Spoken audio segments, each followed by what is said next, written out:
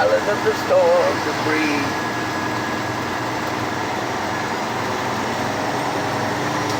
Row after row,